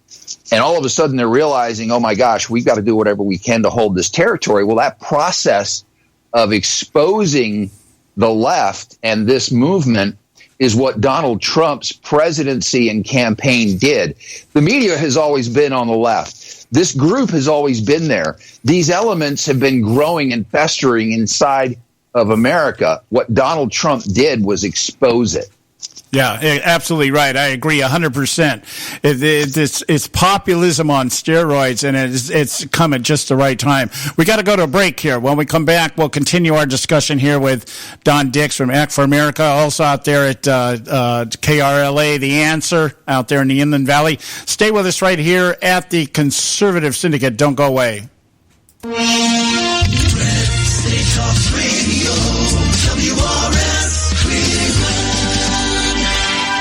Red State Talk Radio is now available as a voice command on your Amazon Echo and Echo Dot by simply saying, Alexa, play Red State Talk Radio. Red State Talk Radio on TuneIn. Are you behind on your taxes? The IRS is the largest and most aggressive collection agency in the world, and they can seize your bank account, garnish your paycheck, close your business, and file criminal charges. Tax Mediation Services is accredited by the Better Business Bureau. Our team of tax attorneys and enrolled agents can stop collections and get you protected. If you owe over $10,000 in back taxes or have unfiled tax returns, call now for a free case review and a price protection guaranteed quote at 800-790-4294. 800-790-4294. You know, sometimes when you compare prices on products, you think to yourself, what difference does it make? The rates are all about the same anyway. But sometimes the rates are very different. Let me give you an example where there's a huge difference in pricing between companies. Vehicle protection plans. Look, if your car is 4 years or older, having a vehicle protection plan is a no-brainer. The trick is not to overpay for it. Here are the facts. The average price of a vehicle protection plan is $2,800, while the price of a TOCO warranty vehicle protection plan for most vehicles is just $1,500. The average down payment on a vehicle protection plan is $299. With TOCO warranty, there's no down payment. The average monthly payment on a vehicle protection plan is more than $160 a month. With TOCO, the average monthly payment is just $49. To get a highly rated vehicle protection plan at a great low rate, call TOCO Warranty at 1-800-987-1519. That's 1-800-987-1519. Terms and conditions apply. Hey, this is Leonora Cravota from Red State Talk Radio for MyPillow. I used to have trouble sleeping. MyPillow changed all that. I now fall asleep within moments of my head touching my pillow. That's how comfortable MyPillow is with its patented interlocking fill. MyPillow stays cool and does not go flat. Plus, it's machine washable and dryable. MyPillow has a 10-year warranty and a 60-day comfort guarantee. MyPillow is also the official pillow of the National Sleep Foundation, and it's made right here in the USA. MyPillow is now offering Red State Talk Radio listeners a 4-pack special with 2 premium standard or queen pillows and 2 go anywhere pillows. That's 4 pillows for the price of 1. To take advantage of this special offer, call 1-800-961-9194 and ask for promo code RedState. That's 1-800-961-9194, promo code RedState. Put sleepless nights behind you with MyPillow, the most comfortable pillow you will ever own. For the best night's sleep in the whole wide world, visit MyPillow.com. If you've got joint pain, let me ask you a question. Would you like a high-quality knee, back, shoulder, or ankle brace at little or no cost? Now, just in case your reception isn't great, let me ask you again. Would you like a pain-relieving knee, back, shoulder, or ankle brace at little or no cost? Well, if you have Medicare insurance, you could qualify for these pain-relieving braces at little or no cost. And these are high-quality braces. They are very comfortable, and they've helped thousands relieve their pain. Now, I'd like you to imagine going on vacation, playing with your grandkids, just living your life again without pain. The Mobility Hotline is a referral service that connects folks with Medicare coverage and other insurance to accredited companies offering pain-relieving braces at little or no cost. And don't you worry about the Medicare paperwork. They'll handle it all for you. And they'll deliver your braces for free. Call the Mobility Hotline now. The call's free. 1-800-557-6150. 1-800-557-6150. 1-800-557-6150.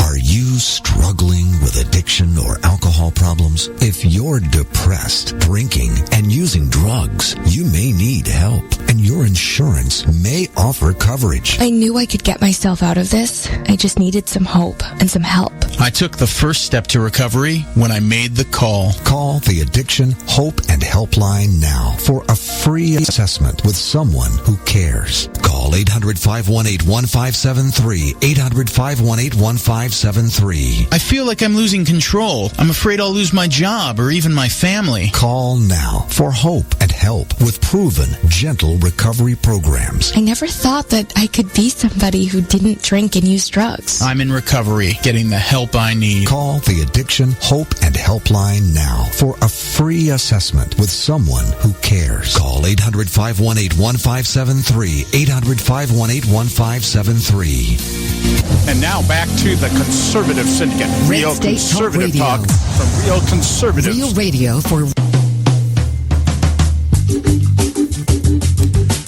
All right. Hey, we are back. If you heard a little crossover sound there, that was my fault. Hit the wrong button at the wrong time. Sometimes happens. It's live radio for you. I'm your host, John Matthews. This is the Conservative Syndicate, and we've got with us Don Dix from KTIE 590 The Answer, the Jen and Don show. I get confused. I know you've been doing a little bit of a stint out here in 870 AM, which is KRLA in my neck of the woods. So I just have a tendency to cross-reference those things. 870 The Answer. I hear The Answer. That's how I identify everything. So anyway, my bad. Absolutely. No problem. I was fortunate to be able to sit in on the KRLA's flagship morning program called The Morning Answer with Brian Whitman and my nighttime co-host, Jennifer Horn, who's now a part of that crew in the morning. And it can get kind of confusing, but all of these Salem Media Group radio stations use the same branding called The Answer. So if you have a station in your backyard that is branded as The Answer, that is a tip-off that they're part of the Salem Media Group of companies. And it's a very interesting company. They own all kinds of internet properties, publishing properties, as well as radio stations, and they are a Christian conservative media enterprise. So one of the few that's out there, actually. Yeah. I've been trying. I went down there. I actually went down there one time and asked them. I thought about trying to get a show on at least on the weekend. It's just the airtime is astronomical in this area. You're fortunate with what you've got, but down there, I mean, it's like, I think this was a couple of years ago, and it was like $3,500 an hour, and I'm like, whoa, way out of my price range. Okay, I'd have to have a lifetime contract with LifeLock to be able to pay for something like that. Anyway, all right. I want to get your take on. I don't know what part, or if you caught all the hearing today with Neil Gorsuch down there in D.C. or up there in D.C.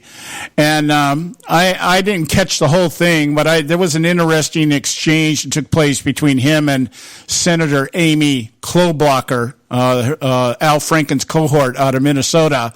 And but what are you taking away from this hearing so far? Because I have a theory I want to throw at you, but I want to get your take on it. Sure. Well, as of right now, today, of course, was the first day of Gorsuch answering questions. They all got to sort of give their opening statements. The senators did yesterday. Gorsuch got to give his at the close of the meeting. There seem to be four themes emerging from what is more and more a radically politicized process. The first is that Republicans want to prove that Gorsuch is not beholden to President Trump. So there have been a lot of questions on the part of Republicans. For instance, did Donald Trump ask you to, help destroy Roe v. Wade? Did he talk to you about his Muslim ban? Are you going to go in and sort of rally the charge for, his policies? And it was an interesting area because it was very easy for Gorsuch to answer those. He's really is sort of the judicial the judge, the preeminent judiciary judge. And, he kind of threw them all off. They were softball questions. He had no difficulty stating his position that he would rule against any party based on sort of what the law and the facts in a particular case require. The second theme is having to do with how divided the Democrats are on their tact of opposition.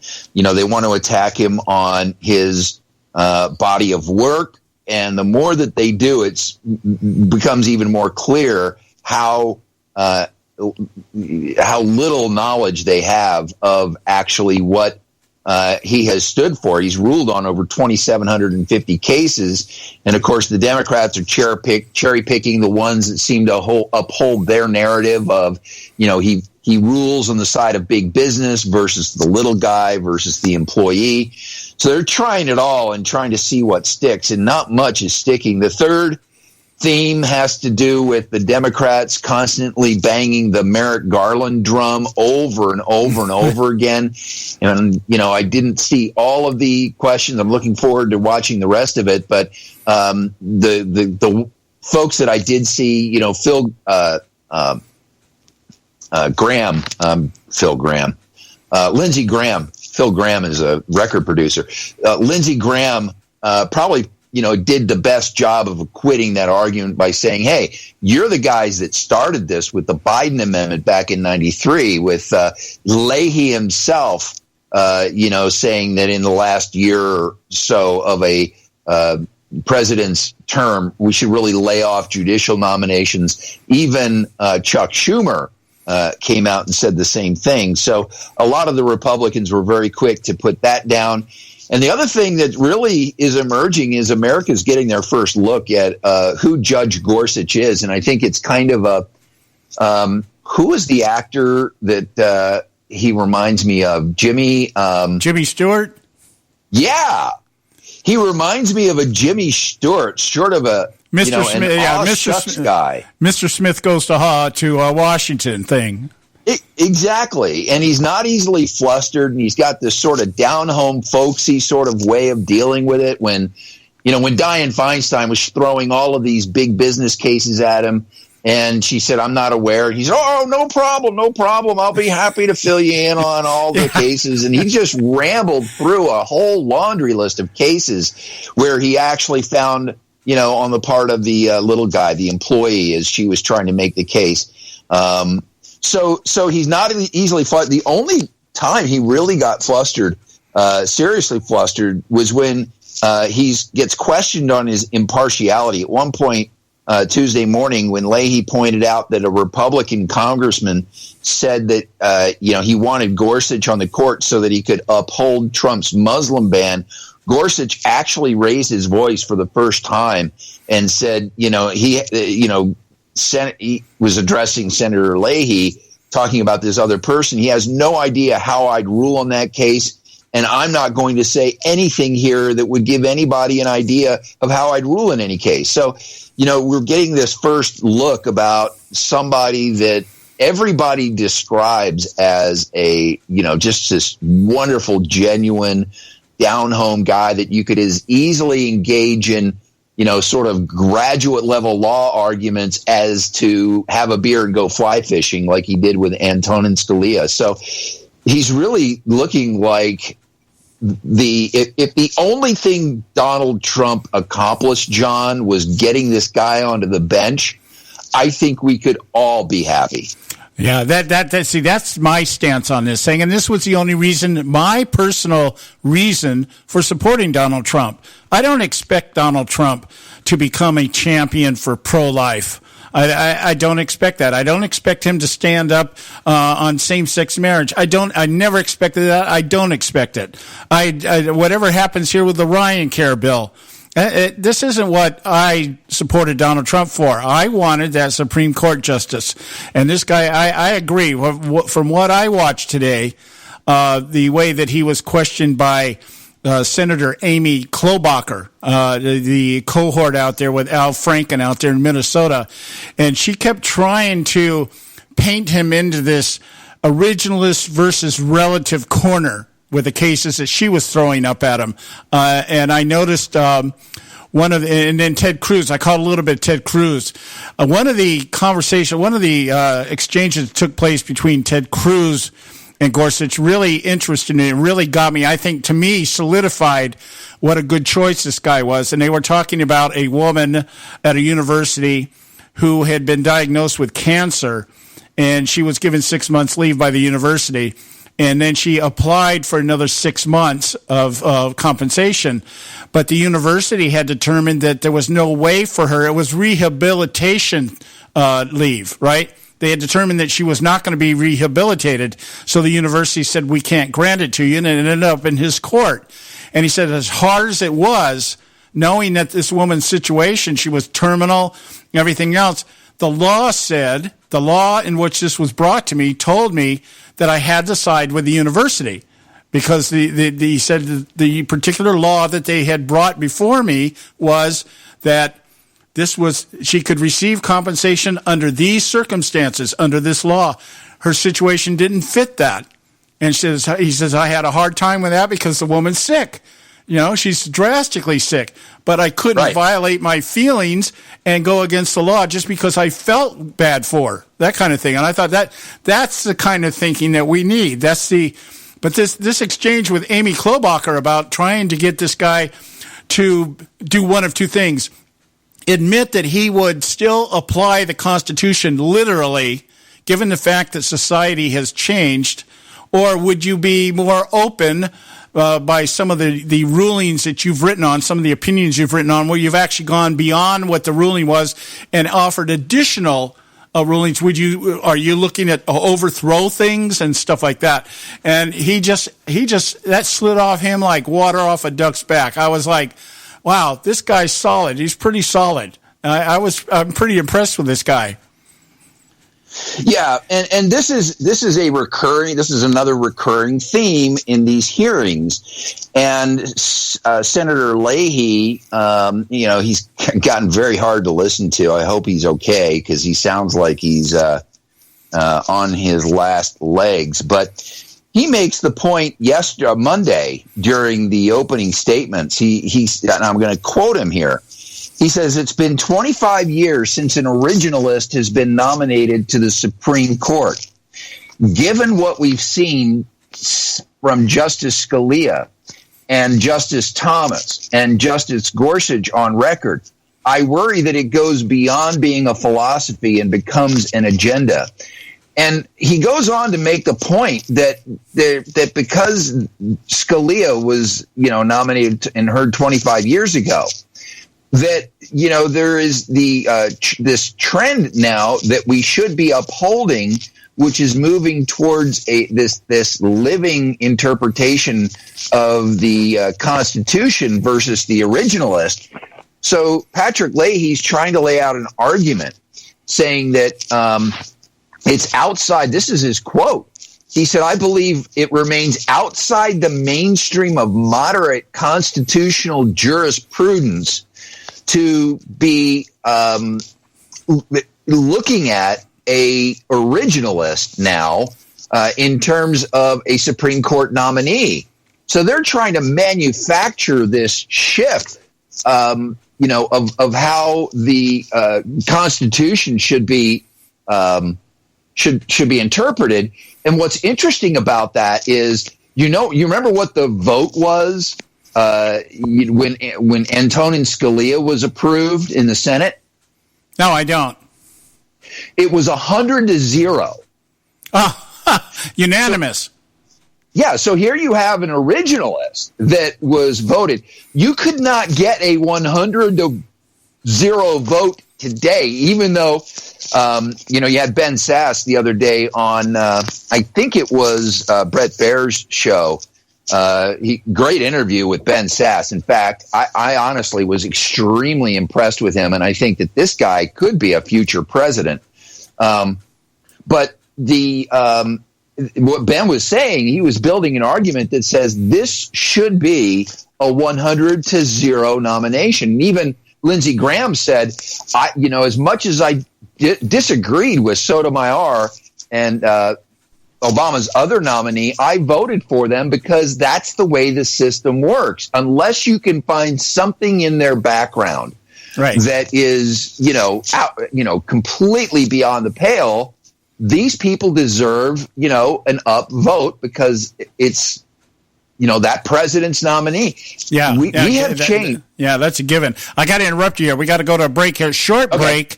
We'll be right back. Stay with us right here at the Conservative Syndicate. There is an old saying, children should be seen but not heard. At no time is this more apparent than when politicians speak. TheConservativeSyndicate.net, the adults in the room. Hey folks, if you're like me, you don't place a whole lot of trust in today's media for the real truth and facts regarding the volatile world of finance and politics. When I want the real scoop on money, I go to the most trusted source I know, my good friend and colleague, Bob Cardoso. Bob is a noted expert with a PhD in international finance who airs his nationally known, globally syndicated show, Robert Cardoso Live Daily, Monday through Friday, 3 to 5 p.m. Pacific Time. With Bob, you get the right information at the right time from someone who knows his business and can help you make the right decisions concerning yours. Again, Bob airs daily, Monday through Friday, 3 to 5 p.m. Pacific Time. Visit his website at robertcardosolive.com for information regarding stations and topics. That's robertcardosolive.com. Check Bob out. You'll be glad you did.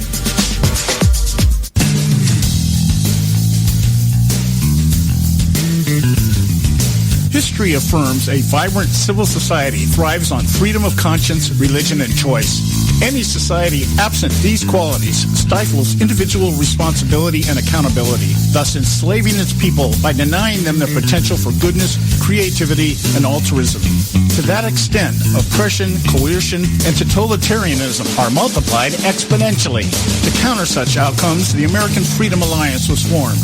The AFA is a nonpartisan, non-aligned movement which promotes, defends, and upholds Western values and ideals. The Alliance strives to build an international coalition of citizens of the West who together promote and protect moral values, democracy, and freedom. To find out more and become part of this valuable asset in the preservation of freedom and all its rewards, contact us at AmericanFreedomAlliance.org. That's AmericanFreedomAlliance.org. Let freedom ring.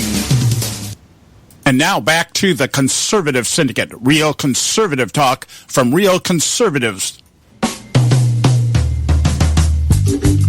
All right, hey, we're back. The Conservative Syndicate, real conservative talk from real conservatives. I'm your host, John Matthews.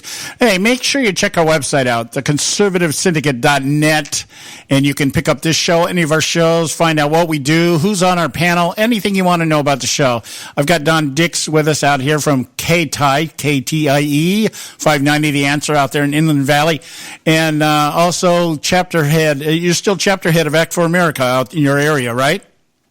Yeah, I still head up a chapter for Act for America, and next month we're going to have Noni Darwish on as our guest speaker. She has just written a new book, so we're going to do a book signing with her, and she's just a great person to really help people to understand what individuals who leave the Islamic faith go through. And she's since become a Christian. Mm-hmm. But what these folks who leave Islam go through is just can be horrendous. Yeah.